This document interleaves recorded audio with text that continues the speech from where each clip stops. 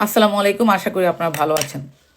শেখ হাসিনা বাংলাদেশ থেকে যাওয়ার পর একটার পর একটা কেওয়াজ কিন্তু লাগেই আছে, কোনো দিক দিয়ে শান্তি নাই। না ইন্টারন্যাশনাল কমিউনিকেশনে বাংলাদেশ ভালো করতেছে, না অভ্যন্তরীণভাবে বাংলাদেশের ডেভেলপমেন্টে যে সরকারই থাকুক তারা কোনো ভালোভাবে কাজ করতে পারতেছে।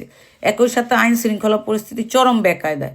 তো এগুলার প্রত্যেকটা কি বাংলাদেশে যারা জুলাইয়ের স্টেক তারা করতেছে, নাকি বাংলাদেশের রাজনৈতিক দল যারা বৈধ রাজনৈতিক দল এখন তারা করতেছে? কেউই কিন্তু এগুলোর সাথে সম্পৃক্ত না। আপনারা যারা হাসিনার লোকজনকে এখন জেলখানায় রেখে দিয়েছেন, এরা জেলখানায় বসে বসে এই সমস্ত অপারেশনগুলো চালাইতেছে। টাকা তো এদের অভাব নাই, এরা টাকা খরচ করতেছে। এবং বড় দুঃখজনক বিষয় হচ্ছে, গত 17 বছর বিএনপির যে সমস্ত নেতাকর্মীরা অভাবে অনটনে আপনার রাস্তাঘাটে ছিল, ঘরবাড়িতে থাকতে পারে নাই, তারা তাদের সরকার গঠন করার পর দল থেকে যে সামান্যতম বেনিফিট পাওয়া উচিত সেটাও তারা পাইতেছে না। কারা পাইতেছে? আওয়ামী লীগের 17 বছর যারা আওয়ামী লীগের সাথে আতাত করে বাংলাদেশে ছিল, ব্যবসা বাণিজ্য করছে, তারাই ওই সিন্ডিকেটের সাথে আবার ঐক্যবদ্ধ হয়ে এখন তাদের পকেট ভারী করতেছে। ওই তৃণমূল রাস্তার ফকিরই আছে। ধরেন রামিসে একটা মেয়ে মারা গেছে ধর্ষণ করে, তাকে কল্লা ফেলে দিছে, চিন্তা করেন কত ডেঞ্জারাস। এরপর এর কি বিচার হইব না বিচার হইব, প্রধানমন্ত্রী গিয়ে তার পরিবারের দায়িত্ব নিচ্ছে। কেন ভাই? ওরা কি কোনো দুর্যোগে বাচ্চাটাকে মারা হয়েছে, নাকি বন্যা পরিস্থিতিতে তাদের বাড়ি ভাইসা গেছে, আপনি তাদেরকে 2 বান্ডেল টাকা দিয়ে আসলেন? কয়জনকে দিবেন আপনারা? গত 3 মাসের কতগুলো বাচ্চা ধর্ষণ হয়েছে, এটার হিসাব আছে প্রধানমন্ত্রীর কাছে? কয়টা বাচ্চার দায়িত্ব নেবেন আপনি? এক্সট্রা অর্ডিনারি একটা দুইটা বাচ্চার দায়িত্ব নেওয়ার কোনো অধিকারই তো নাই আপনার। পুরা বাংলাদেশের প্রত্যেকটা মানুষের দায়িত্ব আপনাকে নিতে হবে। এই যে এগুলা দেখায়, এই যে ছ্যাবলামিগুলা করে না, যারা আশেপাশে চামচাগুলো আছে এগুলো করার জন্য উদ্বুদ্ধ করে, এগুলো হচ্ছে আসল বড় শয়তান রাক্ষস। এরাই মূল স্যাবোটাইজকারী এই সরকারের। তো যাই হোক, আমার কথা হচ্ছে, ধরেন আইন শৃঙ্খলা পরিস্থিতি ভালো নাই একটা দেশে, মাদক স্পট প্রত্যেকটা বর্ডার এলাকাতে, আপনারা ওগুলা কেন নিয়ন্ত্রণ করতে পারতেছেন না? আইন শৃঙ্খলা বাহিনী কি করতেছে, বা গোয়েন্দা সংস্থা কি করতেছে? আবার ধরেন আর্মি ব্যারাকে চলে গেছে, তারা গত পরশু ঘোষণা দিছে তারা আর বাইরে থাকবে না, সরকারের আইন শৃঙ্খলা বাহিনী কাজ করবে। ওমা, এটার পরে দেখি গত 3 দিনে ধর্ষণ এবং খুনই হয়েছে প্রায় আপনার 15-20টার উপরে। এটা কি জোকস নাকি বলেন? দেশে কি জঙ্গি তৎপরতা বাড়ছে?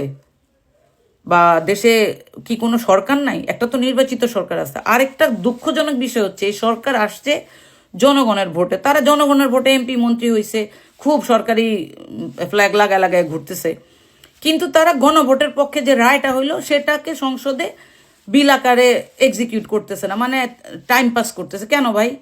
আপনারা সংবিধানের এত দোহাই দিতেছেন, এত সংস্কার করতেছেন, এগুলা কইরা আমাদের কোনো ভ্যালু আছে বাংলাদেশে?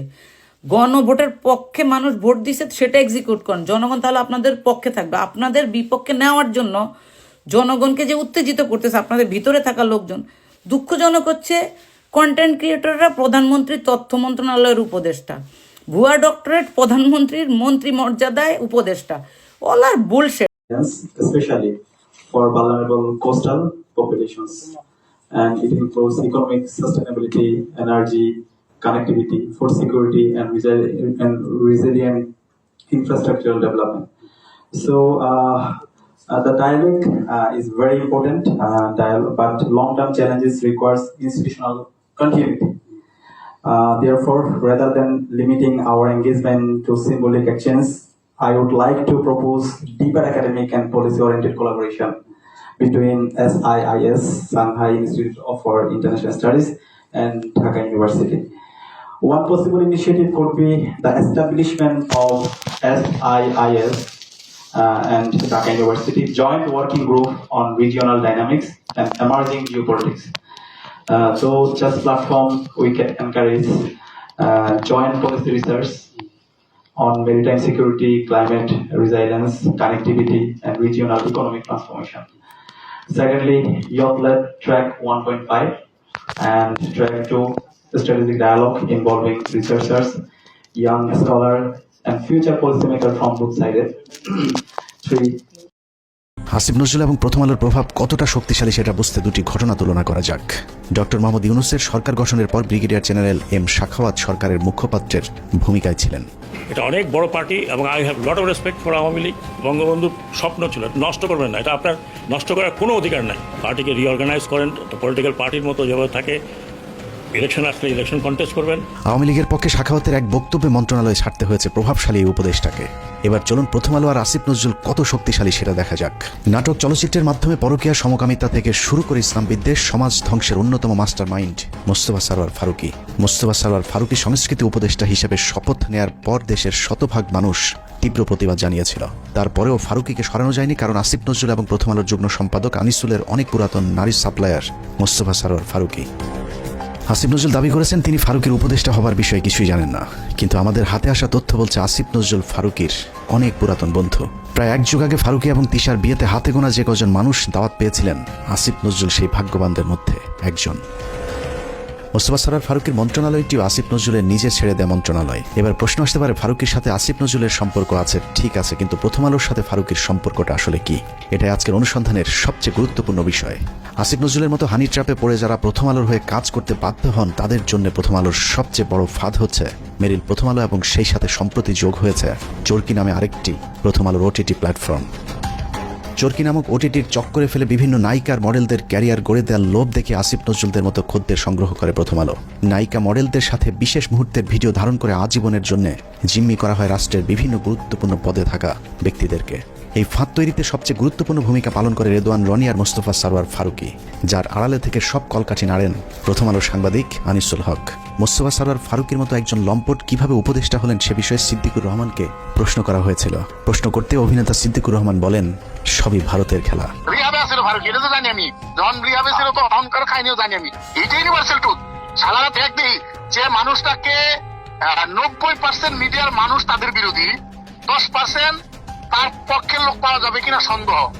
সেই মানুষটা আমি পুরো অবাক হয়ে গেলাম। শোনো, এটা তার বানাইছে প্রথম আলো, এটা তো প্রথম আলো, বেসিক্যালি প্রথম আলো, বুঝছি? এই লিস্টটা প্রথম আলো। উইকিপিডিয়ার তথ্য অনুযায়ী ট্রান্সকম গ্রুপের মালিকানাধীন মিডিয়া স্টার লিমিটেডের অধীনে প্রথম আলোর মাধ্যমে পরিচালিত চরকি নামক প্রতিষ্ঠানটির প্রধান পরিচালনা কর্মকর্তা রেদওয়ান রনি, আর চরকিতে সবচেয়ে বেশি কন্টেন্টের যোগানদাতা মোস্তফা সরোয়ার ফারুকী। নারী খেকো আনিসুল, ফারুকী আর রনি তিন মাফিয়ার হাতে জিম্মি হয়ে আছে বাংলাদেশের মিডিয়া জগৎ। প্রথম আলো চক্রের ফাঁদে পা দিয়ে অনেক অভিনেত্রী অন্ধকার জগতে জড়িয়েছে, আবার যারা তাদের ফাঁদে পা দিতে রাজি হয়নি তাদেরও ক্যারিয়ার ধ্বংস হয়ে গিয়েছে। এভাবে প্রথম আলো কেন্দ্রিক এক সিন্ডিকেট গড়ে উঠেছে মিডিয়া পল্লীতে, যাদেরকে সুবিধা দিতে আসিফ নজরুলের মাধ্যমে ফারুকীকে উপদেষ্টা বানিয়েছে প্রথম আলো। যে কারণে হানি ট্র্যাপের শিকার আসিফ নজরুল সারা জীবন গণতন্ত্রের পক্ষে কথা বলেও গোটা দেশের মানুষের মতামতকে উপেক্ষা করে ফারুকীকে উপদেষ্টা করে রাখতে বাধ্য হন।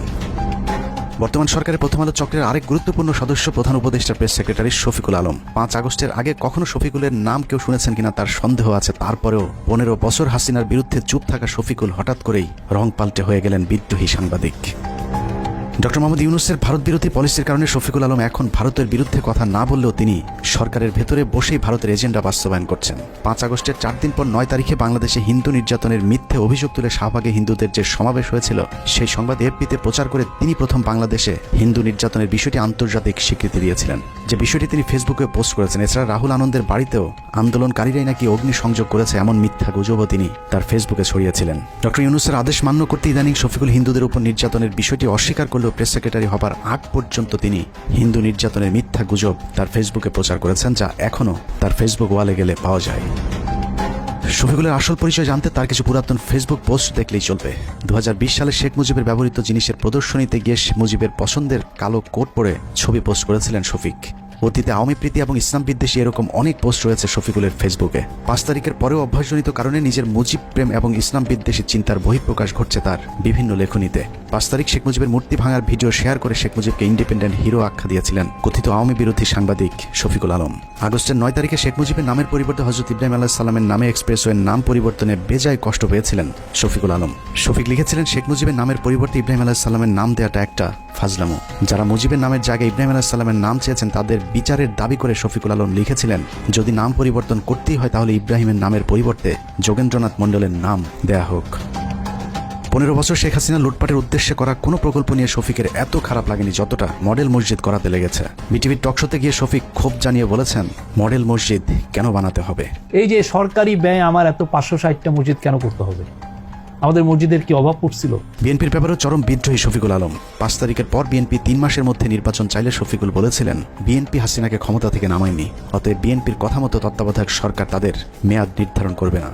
সবকিছুর পর এখানেও প্রশ্ন আসতে পারে, প্রথম আলোর সাথে শফিকুল আলমের সম্পর্কটা কি? শফিকুল আলম সবশেষ এএফপির বাংলাদেশ ব্যুরো চিফ হিসেবে কাজ করেছেন। প্রধান উপদেষ্টার প্রেস সচিব হওয়ার আগে তার জায়গায় তিনি প্রথম আলোর জঙ্গি বিষয়ক বিশেষ সাংবাদিক সাবিহা আলমকে বসিয়ে এসেছেন। যেই সাবিহার বিরুদ্ধে 15 মিনিটসের অনুসন্ধানে দেখানো হয়েছিল কিভাবে তিনি মেজর জিয়াউল হকের বাবাকে হুমকি দিয়ে মিথ্যে জবানবন্দি নিয়েছিলেন। আপনি বলছেন যে জিয়া হচ্ছে একরোখা এবং ধর্মান্ধ ছিল, এই বক্তব্যগুলিও আপনি কোন পরিস্থিতিতে দিচ্ছেন? তখন যে পরিস্থিতি ছিল ওই পরিস্থিতির শিকার হয়ে আমি যে বলতে পারি, এটা না হলে আপনাদের অত্যাচার হয়ে যেত। আমিও তো হয়তো আয়নাগরে থাকতেন। উনি বললো যে আমি সাংবাদিক ও news I vote against something, মানে উনি নাকি উনি বিশেষ সাংবাদিক বলে যে জানেন আপনারা কিন্তু ক্ষতি হতে পারে, দেখো আপনি একটু চেক করতে বুঝলেন, মানে যদি আমি মানে ওনার পক্ষে আনসার না করি তাই আমার তো আয়না করে দিচ্ছে, মানে কিডন্যাপ করে দেবে। প্রথম আলোর মতিউরের আরেক বন্ধু টিআইবির নির্বাহী পরিচালক ইফতেখারুজ্জামান। তাকে বসানো হয়েছে দুদক সংস্কার কমিশনের চেয়ারম্যানের পদে। 75 বছর বয়সী ইফতেখারুজ্জামান এক স্বৈর শাসক হিসেবে নিজের পদ আঁকড়ে বসে আছেন টিআইবিতে, যেখানে তার নিজের বিরুদ্ধে অভিযোগ রয়েছে টিআইবির রিপোর্ট জালিয়াতির। যেহেতু সরকারের সাথে ডক্টর ইফতেখারুজ্জামান বা টিআইবির যে নির্বাহী পরিচালক, ওনার সাথে কিন্তু সরকারের উচ্চ পর্যায়ে একটা গণমাধ্যম বা যোগাযোগ আছে। বিশেষ করে তখনকার প্রধানমন্ত্রী খুব প্রভাবশালী উপদেষ্টা জনাব এসপি ইমাম ও ঘর রিজভী বলা যায় উনি খুব স্নেহভাজন ছিলেন।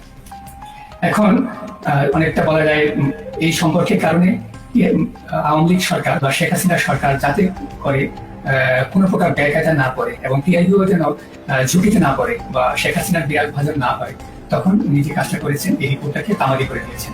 উনি প্রকাশ না করার জন্য সিদ্ধান্ত নিয়েছিলেন এবং এই রিপোর্টটা যদি প্রকাশ পেত তাহলে বাংলাদেশের মানুষ, বাংলাদেশের জনগণ এবং বাংলাদেশের বিভিন্ন পর্যায়ে যারা আছে বা দাতা সংস্থাগুলোকে জানতে পারত যে বাংলাদেশে উচ্চ পর্যায়ে কিভাবে দুর্নীতিগুলো সংঘটিত হয়, আয়োজিত হয় এবং দুর্নীতির যে সাথে যুক্ত যারা মানে বলা যায় প্লেয়ার বা খেলোয়াড়, তারা কিভাবে সেখানে খেলে, হ্যাঁ, কার কি রোল থাকে এবং সেটার প্রভাব কি আমাদের দেশবাসী খুব ভালোভাবে জানতে পারত। টিআইবির সাবেক কর্মকর্তা রেজাউল করিমের করা কয়েকটি রিপোর্ট সহ বিগত আওয়ামী সরকারের বিরুদ্ধে করা গুরুত্বপূর্ণ কয়েকটি রিপোর্ট গায়েব করে দিয়েছিলেন ইফতেখারুজ্জামান।